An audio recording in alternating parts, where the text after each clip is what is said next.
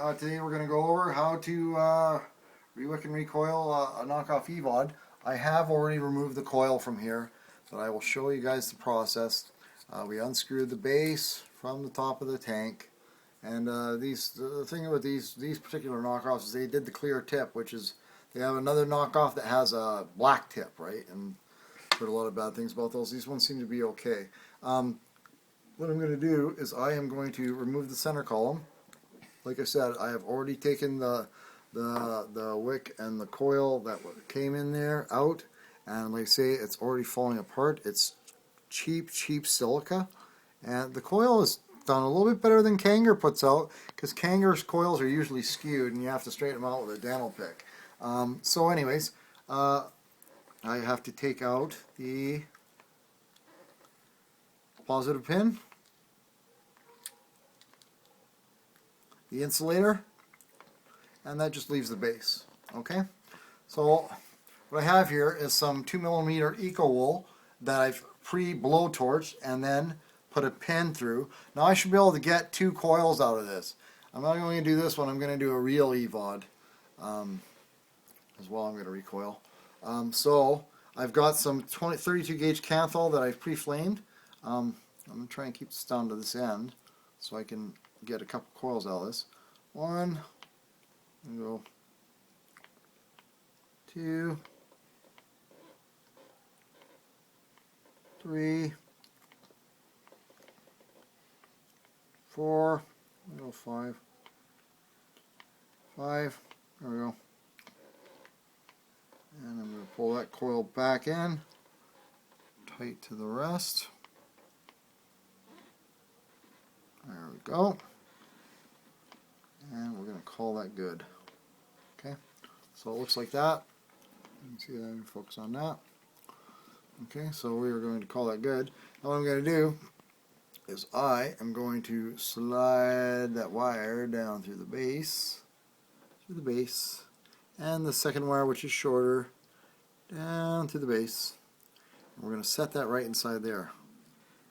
Line it up so the coil is right in the center. Okay, I'm going to pull this wire over to the side. Okay, pull it over to the side. Actually, may even get enough Kanthal left at the end to do another one. I'm going to take the insulator. I'm going to put that over the middle wire. I'm going to stick that down to the bottom, into the bottom there.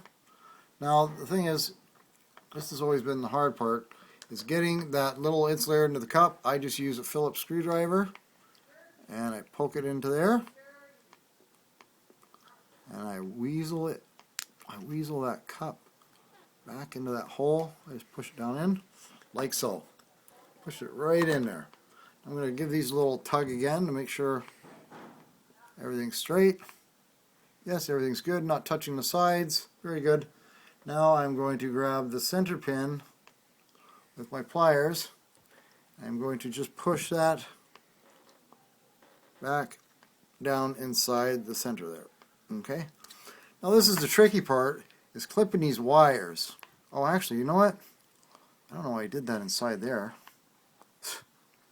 I'm so used to building Kangers. I could take that right out of there. That was silly. I made a easy task harder. Anyway, so that's kind of, you can kind of take these out and do this, right? So don't pay attention to my insanity. I'm just going to clip that off. Clip that off real close. That's what I like about taking these removable center columns, is you can take them right out and you're not going to get any shorts, because you can clip them right close with a set of nail clippers. That's kind of what it looks like when you're done, right? Or almost done. We're almost home free, right? So what we're going to do is I want to check the resistance of this, so I am actually going to use that needle to screw that back into the post, into the center column, or into the base, I'm sorry. There we go. If you just watch what I do and don't listen to half of what I say, everything will be cool. So now we're going to remove our needle. Take that out. Okay. Okay. And I'm going to clip this off, leaving myself plenty of Ekowool to do another coil. See it? I'm just going to slide that back on my needle, and I'm going to whip off another one in a sec. So we're going to tuck that down. Yeah, that looks good. The coil's looking good in there. Now what we're going to do is we're going to take the old Vamo, because I'm lazy and don't feel like using my multimeter. We're going to screw that on the Vamo and check the resistance. And we have 1.8 ohms. That's my voltage. Let's turn it down to 3.8 and let's fire it. Oh, look at that coil light up. Isn't that beautiful? Look at that. Wow. Nice coil. Now we are going to put the center column with the grommet back on. I just jam her all in together. And I use my pliers to get it on there good and firm. Now I'm going to fire it again to make sure it fires. Yeah, it's not getting a low signal. So I'm going to look down the center of the column so I can see it fire up. Okay, see it glowing, nice and glowing. She's good and ready to go. I'm just going to trim those wicks just a little bit more. Just a touch more. Trim those off.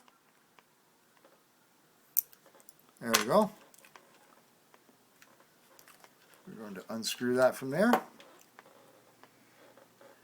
And let's fill it with some juice and vape it. Let's go over the old juice factory here. Let's go and see what we got for juice. Pineapple, that sounds good. I love checking products with pineapple. So we are going to tip it to the side, and we don't want to fill it up over the center column. There we go. We're going to put that inside of there. And let that soak in for a sec. I'm going to grab the battery. Turn it on. 1, 2, 3, 4, 5. Oh, there we go. A little blue light. Screw that on there. And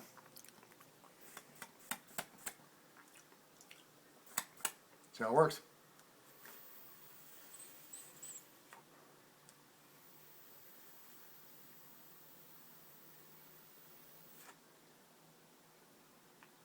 Not bad. That vape's pretty awesome. Let's give it another go.